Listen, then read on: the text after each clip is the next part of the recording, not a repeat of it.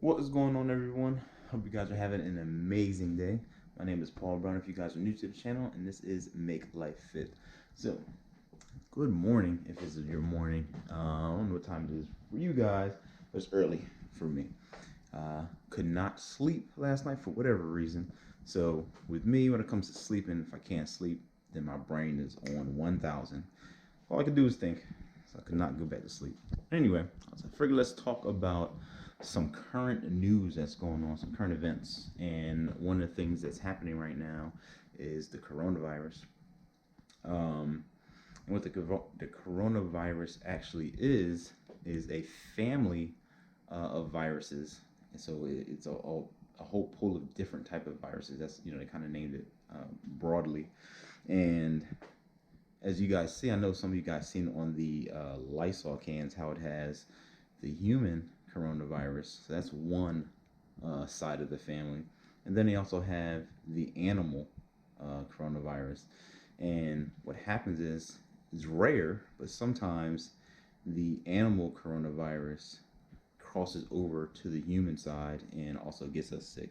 And this is what happened in this scenario for the 2019 coronavirus, or they call it the COVID 2019 virus. I believe it came out of Wuhan, China, and someone actually caught it as a result of that. But what happened is this is a new strand. This coronavirus. This is something that they never seen before. So it's so new that they're having a hard time, obviously, controlling it. But it did originate in 2019, and it's just starting to come over to our states and then going into other countries the start of 2020. But you can see through social media how it's been spreading so quickly. And one of the things that was basically on my mind was like, well, don't let social media kind of influence your decision making and your understanding of it. Get your own understanding of it. So my information has been coming from the CDC, the Centers for Disease Control Prevention. And so I want to get my knowledge up, like how to prevent it, different things like that. And one of the things, obviously, they talked about is, staying away from whomever is infected by it, obviously.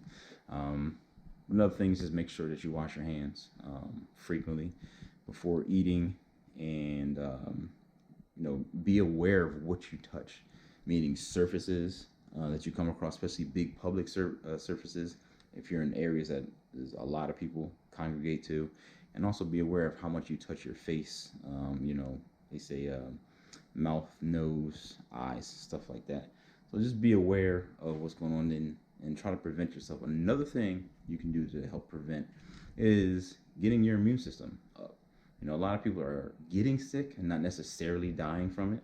But what happens is the people with weaker immune systems are actually passing away from the virus because, they can't take it. They can't take all the new bacteria or virus rather that's inside of them, and they get sick and they succumb to the virus itself. So one of the things, Make Life Fit, right? We try to work out, try to get into a routine that's going to improve your cardiovascular and those different things to get stronger. And another thing is getting and eating things that are high in antioxidants. So, a bunch of different variety of foods that actually have it in there. So I don't want to start naming stuff, but just look that up. Those are two things that you can do right away. And then, of course, the washing of the hands should be already a habit built, formed inside. So, I hope this helped right now. I know you see the thumbnail. That had nothing to do with the actual thumbnail of today's, but we are about to get ready for work. I go to work first, and then after work, we'll come up for what that thumbnail says, because I'm definitely excited about today. It marks, pretty much a completeness of having this degree. So, see you back after work. All right, guys, we are back from work. Definitely was a long day. It's actually going to be a longer evening because I have to go back later tonight. So, but we made it. Feeling good because we are going to pay off the student loan. Finally, be debt free as far as the student loans goes. The whole year of 2020 is to have that cliche of having 2020 vision and really just getting out of debt. That's really the primary thought system for this year. But we're out here by the lake. So it's been cold as of lately. So this has always been frozen. We got a little bit of a break in the weather. And of course these porches went down there, so that was a fail. Get back in there. Yeah, I can't wait to get that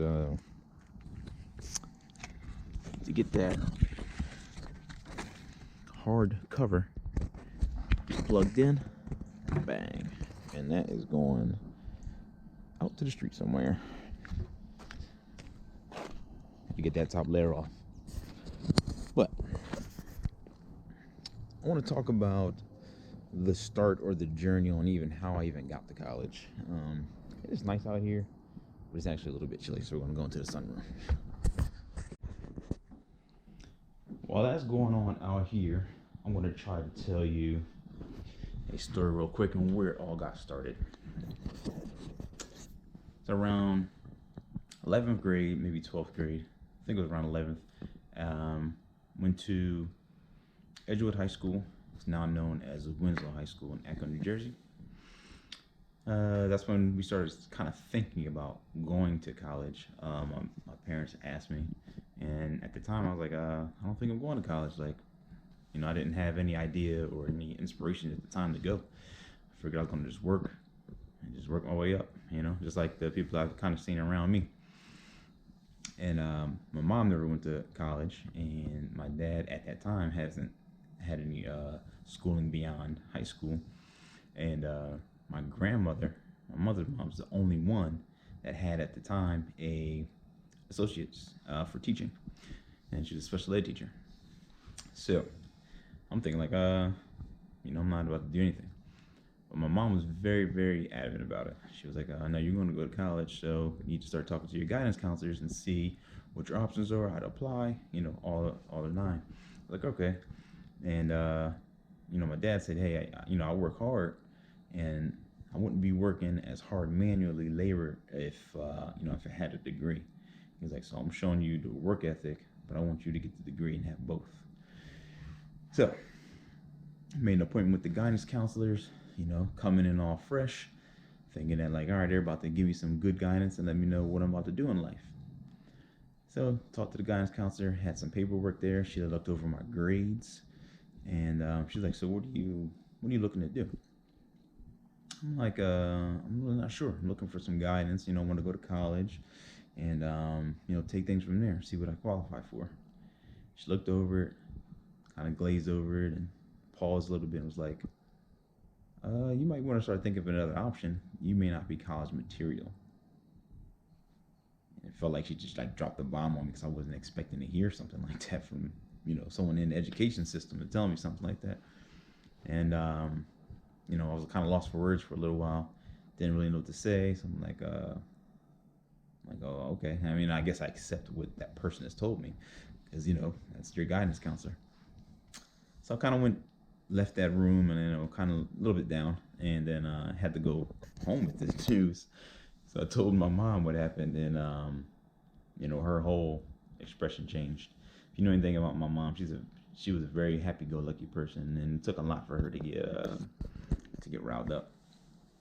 So that very next morning we went to school. She took me to school and had a meeting with this same guidance counselor, which I was not able to go in and have this meeting with them because I guess it was words that I wasn't supposed to hear.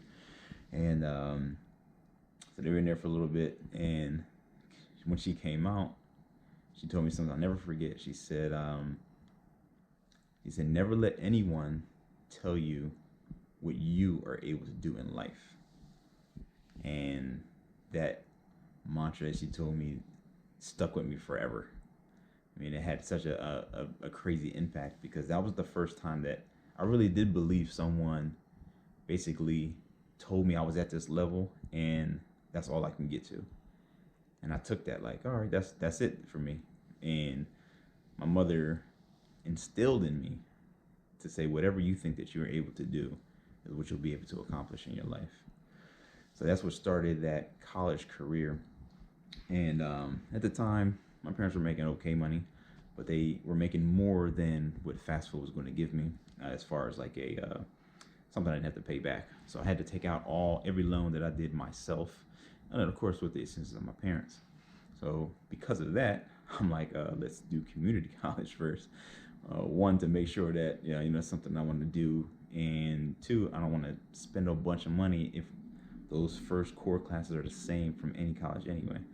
So I ended up going to community college, Camden County, for the first 2 years, and I was bouncing back and forth between an undecided major, photonics, which is the study of lasers, and there's another one I can't remember at this time.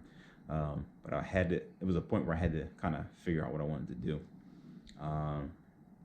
So I figured, like, all right, well, what am I into? At the time, I was really into modeling. I was into music, into television type stuff, acting, those type of things. And communications was something that I went for. So when I applied to the next college, the actual university, one of the things I was looking for was someone that had good communication programs. And also wanted to kind of stay close, because I know that out-of-state money was going to be a lot more. I was still very kind of conscious about that. But I was always attracted to, like, Orange. So I was like, I want to go to Syracuse so bad, but Syracuse is expensive.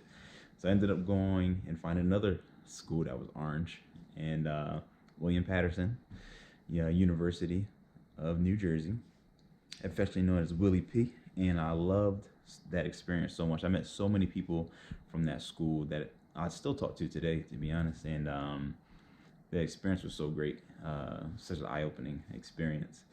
So I ended up graduating from there with a bachelor's degree in communications, television, and radio. And while I was in Willie P, I also discovered my joy for fitness. So I minored in nutrition. So that was at the end of 2006, and it counted towards the start of 2007.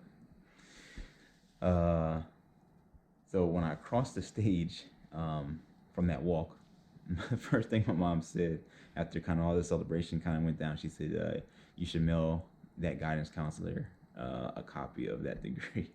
I ended up not doing that, but that was just funny, because she thought about that, and she was like, see, you can do anything, can't you, basically. And so anyway, I accrued loan from all of that school, and it was roughly about $55,000, something around there. And that's a mixture between the loans that I took out and the Parent Plus loan that my parents took out. And theirs was about $20,000. So they had to take some money out in addition, because I couldn't borrow with so much. Anyway, it ended up being $55,000. So me coming out of college, 2007, starting my first job out of school, I was doing state taxes. And working there for about a year and a half, I realized that most of the people there didn't require you to have a degree. So I'm like, well, why am I working this type of job if it doesn't require a degree? I started kind of bouncing around, trying to get better jobs, and I couldn't really land anything, because they were saying that you have the credentials but not the experience. So one of the things that I wanted to do was get some experience, and I started kind of looking towards the military at that point. So around 2010, I enlisted in the military, and in October, and then one of the things for my contract was student loan repayment plan. If you do 4 years, they'll pay back your principal, so your student loan repayment, and that was a big reason for me signing up. So at the start of 2011, my mom ended up passing from cancer, and she had a stipulation in her loan agreement for, if she was to pass, her loan would get dismissed, basically. And that was something that she hooked up through insurance. So then that still had about $35,000 up to $40,000 that I had to take care of, which the military did for the principal aspect.